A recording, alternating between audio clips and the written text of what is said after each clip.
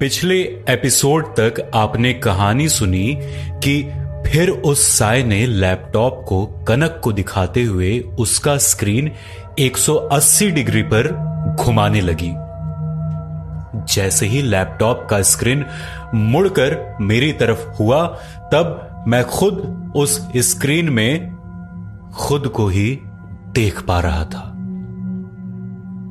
वही कपड़ा, वही सब कुछ, और अचानक एक झटके से उसने तोड़ दिया और वही बिस्तर पर छोड़कर अचानक अदृश्य हो गई या कहीं उसी अंधेरे में गुमनाम हो गई। कनक ने अपनी दोनों आंखों को भींचकर फौरन अपने सिर को घुमाया और उसे वो उसके बिस्तर पर बैठी नजर आई। वो साया जोर से चीखा और कनक वहीं बेहोश हो गया। अब कहानी आगे। अगले दिन जब कनक को होश आया, तब वो सारी बातें उसके दिमाग में बिल्कुल ताजा थी। ये कहना मुश्किल है कि वो किसी प्रकार का धोखा था या फिर उसने सच में किसी भूत प्रेत को अपने बिस्तर पर देखा था। मगर अब कनक ये समझ चुका था कि आगे और भी बहुत बड़े अंजाम भुगतने बाकी थे। शायद इसकी कीमत उसे अपनी जान देकर चुकानी पड़ सकती है। जब उसकी नजर सामने मेज पर पड़ती है तो उसकी आश्चर्य की सीमा नहीं रहती। वो देखता है कि उसके टेबल पर एक कांच का ग्लास रखा हुआ है और उसके बगल में एक वाइन की बोतल भी रखी हुई है। करीब जाने पर महसूस होता है कि बोतल पर ढक्कन नहीं है। इसका मतलब ये जाहिर था कि कल रात इस बोतल से किसी ने इसका रसपान किया है। कनक तो अनुष्ठान करने तक इसे छू भी नहीं सकता था। लैपटॉप 2 टुकड़ों में जरूर विभक्त था। उसे आज की रात का बहुत भय सता रहा था। आखिर आज रात को उसके साथ क्या होने वाला है, क्योंकि कल तो अनुष्ठान के लिए आखिरी रात होगी। तब वो अकेला नहीं होगा, उसके साथ बाबा के 2 चेले भी होंगे। लेकिन आज रात की चिंता उसे सुबह से होने लगी थी। तभी उसे बहुत से लोगों की आवाज सुनाई दी, जैसे उसके आजू बाजू ही हों। कनक ने अपनी खिड़की से पर्दा हटाकर देखा तो उसके गेट पर लोगों का जमावड़ा लगा हुआ था। खिड़की से कुछ स्पष्ट पता नहीं लग पा रहा था कि सुबह सुबह इस भीड़ की वजह क्या होगी।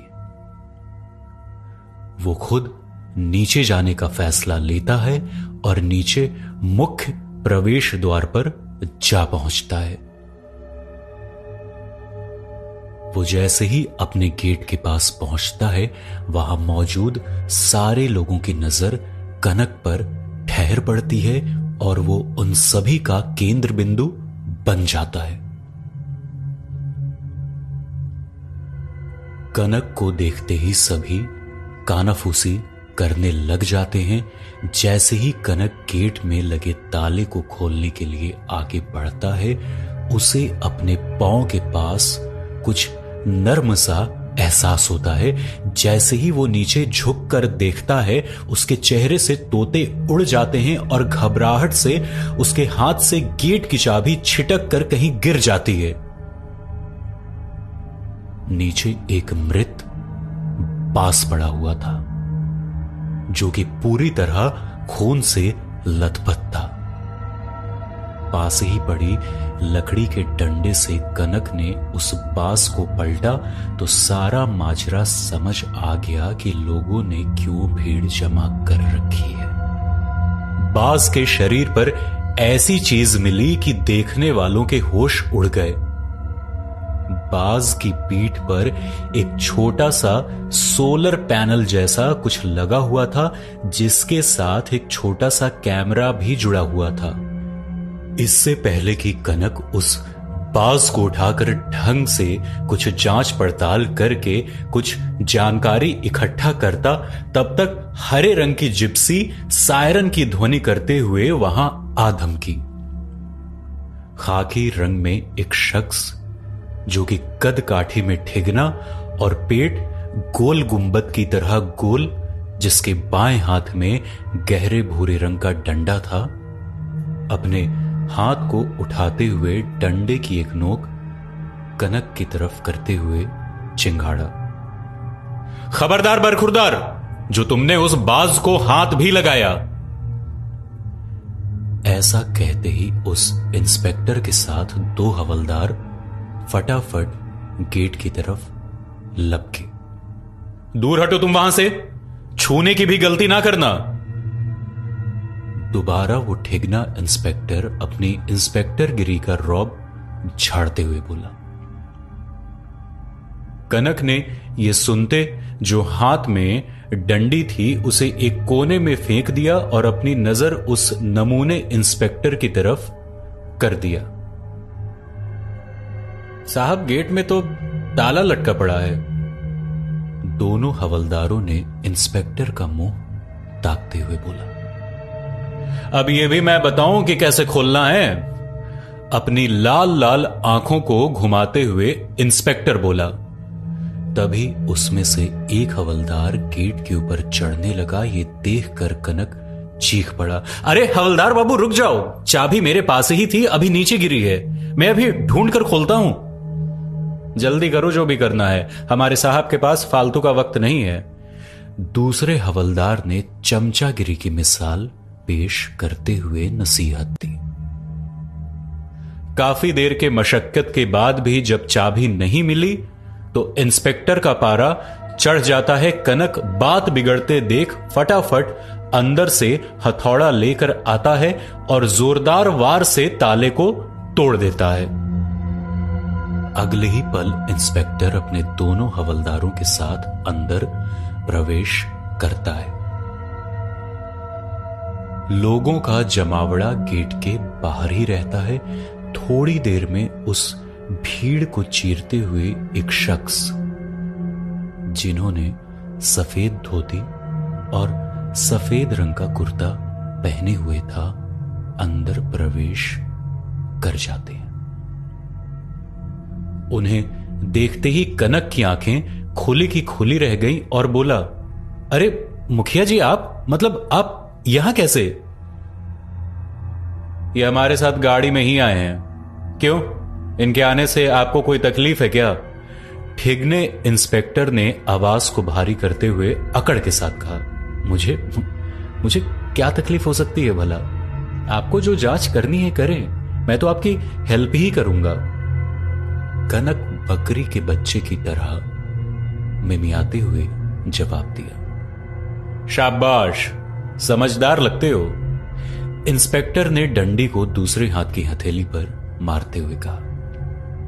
कुछ ही देर में फॉरेंसिक डिपार्टमेंट वाले आ गए और इंस्पेक्टर ने तुरंत उन्हें आवश्यक जांच के लिए सुपुर्द कर दिया। इसके बाद फॉरेंसिक डिपार्टमेंट ने आनन फानन में मृतक बास के शरीर को कब्जे में लेकर पोस्टमार्टम के लिए चले गए। इंस्पेक्टर भी उनके साथ चला गया। क्या बात है इंजीनियर बाबू, कहां खो गए? पहली बार घर आया हूं, चाय वाय भी नहीं पूछोगे क्या? मुखिया प्रवेश खली ने कनक के कंधे पर हाथ रखते हुए पूछा। अरे क्यों नहीं, कैसी बात कर रहे हैं? आप ही का तो घर है। ये कहते हुए कनक मुखिया को ऊपर अपने कमरे में ले आता है। अब वाइल्ड लाइफ के अधिकारी मृत बास के शरीर को लेकर दिल्ली पहुंचेंगे, जहां पर उसका पोस्टमार्टम किया जाएगा। शायद रिपोर्ट्स आने के बाद ही कुछ पता लग सकेगा। मुखिया ने कनक के सोफे पर बैठते हुए कहा। लेकिन आपको कैसे पता चला कि यहां गेट पर कोई बाज मृत पड़ा हुआ है? कनक से सवाल दागते हुए मुखिया ने पूछा। दरअसल गांव में यह काफी दिनों से देखा जा रहा था। इसकी आपके गेट पर मृत होने की सूचना ग्रामीणों ने मुझे दी और मैंने तुरंत पुलिस को। सूचना मिलने के बाद पुलिस फॉरेंसिक डिपार्टमेंट वालों के साथ मौके पर पहुंचे थे। उन्होंने देखा कि बाज मृत अवस्था में पड़ा हुआ है और उसके शरीर पर सोलर पैनल जैसी कोई चीज लगी हुई है और पंजे में भी कोई संदिग्ध वस्तु बंधी हुई थी। मुखिया ने कनक की तरफ बेबाकी से देखते हुए सारी बात बता दी। ये सुनते कनक बोला, हद है, और मैं सोता ही रह गया और मुझे छोड़कर पूरे गांव को इसकी जानकारी थी। अचानक मुखिया की नजर सामने रखे गमले में पड़ी, जिसे देखकर वो चौंक गया और बोला, कनक बाबू, मैं तो आपको समझदार इंसान मानता था। आप कब से इन बेफुजूल की चीजों को मानने लगे? मैं समझा नहीं, आप कहना क्या चाह रहे हैं? ये धतूरे के पेड़ को जो आपने उल्टा लगाकर दरवाजे के पास रखा है ना, मैं उसकी बात कर रहा हूं। पता है ना, इसका प्रयोग भूत प्रेत बाधा से मुक्ति के लिए होता है। वो सामने कब्रिस्तान पड़ता है ना, और मैं अकेले रहता हूं, तो इस वजह से मुझे तो यहां कुछ दाल में काला नजर आ रहा है। कहीं आप उस मोहिना की आत्मा के चक्कर में तो नहीं पड़ गए? मुखिया की बातें सुनते ही कनक के माथे पर पसीनों की बूंदों को साफ साफ महसूस किया जा सकता था। कनक ने कुछ नहीं कहा। वो चुप रहा, जैसे मानो उसकी चोरी पकड़ी गई हो। देखो कनक, मैंने तुम्हें एक समझदार इंसान की भांति सारी जानकारी दे दी थी, और अब मेरी सलाह यह है कि इन चीजों से जितनी दूर रहोगे तुम्हारे लिए उतना अच्छा रहेगा। कनक को मुखिया की नसीहत कुछ अच्छी नहीं लग रही थी। वो आवेश में आकर बोल पड़ा, यह आपकी गलतफहमी है कि मोहिना ने सबको मारा है। यह आपकी गलतफहमी है कि आप उसे यहां हुई सभी मौतों का कसूरवार समझ रहे हो। तुम तो ऐसे कह रहे हो जैसे मोहिना की आत्मा ने तुम्हें सब सच बता दिया हो। यह कहकर वो अपने हाथों से ताली मारकर हंसने लग जाता है। और यदि मेरा जवाब हां हुआ तो? कनक के ऐसा कहते ही मुखिया एकदम से चुप हो गया। क्या बकवास कर रहे हो? आखिर मोहिना यहां कैसे आ सकती है? मतलब मोहिना तुम्हें यह सब क्यों बताएगी? यदि आपको मेरी बातों का यकीन नहीं है तो आज की रात यहां रुक जाइए। आपको खुद ब खुद विश्वास हो जाएगा जब आज की रात मैं अनुष्ठान करूंगा। कनक ये सब कहते हुए निर्भीक दिख रहा था। ये सुनते ही मुखिया बोला, कैसा अनुष्ठान? आखिर तुम कहना क्या चाहते हो? देखिए मुखिया जी, मैं आपको सब सच सच बताऊंगा, लेकिन उसको बताने के लिए मेरी आपसे 2 शर्तें हैं। पहले शर्त तो बताओ। आप ये बात अपने सिवा किसी भी शख्स को नहीं बताएंगे, और आपको कल रात यहां इस अनुष्ठान की समाप्ति के बाद हवन के लिए उपस्थित रहना होगा, तभी मैं बता सकता हूं। हां, मैं उन सबके लिए तैयार हूं, लेकिन तुम इतने यकीन के साथ कैसे कह सकते हो कि कल इस अनुष्ठान के बाद मोहिना को मुक्ति मिल जाएगी और इस गेस्ट हाउस में किसी की हत्या नहीं करेगी? मुखिया की यह बात सुनते ही कनक हठ योगी बाबा से मिलने से लेकर अभी तक की सारी घटनाएं विस्तार से बता देता है, जिसे सुनने के बाद मुखिया के चेहरे से तोते उड़ जाते हैं। वो काफी देर तक सोच विचार में पड़ जाता है और फिर बोलता है, देखो, यदि उसकी आत्मा को ऐसा करने से मुक्ति मिलती है तो मैं वास्तव में तुम्हारा कल रात अवश्य साथ दूंगा। लेकिन क्या मुखिया जी? लेकिन ये कि यदि उसने कल हम पर हमला कर दिया या कुछ ऐसा कर दिया तो हमारे जीवित रहने की क्या गारंटी है? गारंटी तो यह इंसान की अगले पल की भी नहीं है कि कब क्या कर बैठेगा। लेकिन मैं आपको आश्वस्त करता हूं, क्योंकि हमारे साथ ऐसा कुछ नहीं होने वाला। मैंने बाबा के बताए हुए तरीके अपनाए हुए हैं, जो कि कोई भी आत्मा हमारा बाल भी बांका नहीं कर सकती। जब तुम गैर होकर उस मोहिना की आत्मा की मुक्ति के लिए इतना कर रहे हो, तो फिर तो मैं इस गांव का मुखिया हूं। मैं अवश्य कल रात तुम्हारे साथ इस हवन और अनुष्ठान में तुम्हारे साथ मौजूद रहूंगा, ये मेरा वादा है। अभी ये कहकर कनक की पीठ को थपथपाया ही था कि किसी की कॉल आ गई। मुखिया मोबाइल से बात करने के बाद खड़े उठते हुए कनक से बोले। बास के शरीर पर ट्रांसमीटर बंधा हुआ था, जो कि कैमरे के साथ साथ सूचनाएं देने के काम में लगा हुआ था। ये इसी बिस्ट गेस्ट हाउस के इर्द गिर्द हमेशा देखा जा रहा था। इसको किसी ने बहुत अच्छी तरह से ट्रेनिंग दी थी।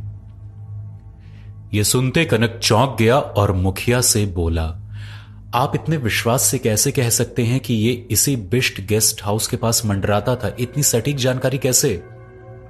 अभी इंस्पेक्टर साहब का ही फोन था। उन्होंने ही उसका रिकॉर्डेड वीडियो देखकर ये सब अनमोल सूचनाएं दी हैं। एक तरफ जहां उसके दिल पर डर हावी था, तो दूसरी तरफ उसका इस बात को मानने का दिमाग गवाही नहीं दे रहा था। तभी उसके दिमाग में एकाएक बात आई और खुद से बड़बड़ाने लगा, इस अनुष्ठान से मुझे कोई भी खतरा नहीं है। यह सब मुझे डराने के लिए प्रयास किया जा रहा है, ताकि बचे हुए 2 दिनों का अनुष्ठान ठीक से ना हो सके और मोहिना की आत्मा को मुक्ति ना मिल सके। यह सुनते ही कनक बोला, लेकिन कोई ऐसा क्यों करेगा? ऐसा करके मिलेगा क्या किसी को? मुखिया ने कहा, यह तो मुझे नहीं पता, लेकिन यह जरूर कह सकता हूं कि इसकी गुत्थी इस बेस्ट गेस्ट हाउस से जरूर उलझी हुई है और अब बहुत जल्दी इसका पर्दाफाश होने वाला है। मुझे इस वक्त इंस्पेक्टर ने बुलाया है। शाम को आपसे अनुष्ठान के वक्त मुलाकात होगी और क्या पता आज के बाद मोहिना की आत्मा को कहीं भटकने की आवश्यकता ही ना पड़े। ये कहते हुए मुखिया प्रवेश खली विस्मयकारी हंसी के साथ वहां से निकल गया। कनक के अक्ल के घोड़े बहुत तेज दौड़ने लगे। उसके दिमाग में अचानक से बहुत सी चीजें एक साथ भागने लगी। अब उसे किसी षड्यंत्र के होने का भी भय सताने लगा था। इतने दिनों से आत्मा की मुक्ति करवाने के लिए आत्मा से परेशान था और अब इस बाज रूपी षड्यंत्र ने इसके होश फाख्ता कर दिए थे। कनक इस गुत्थी को जितनी सुलझाने का प्रयास करता जा रहा था, उतनी ही उलझती जा रही थी। तो क्या वाकई कहानी के अगले भाग में मोहिना की आत्मा मुक्त हो जाएगी? उसे मुक्ति दिला पाएगा कनक मुखिया जी के साथ मिलकर? क्या लगता है आपको? या कोई और भी बड़ी अनहोनी होने वाली है? नीचे कमेंट सेक्शन में मुझे बताइए।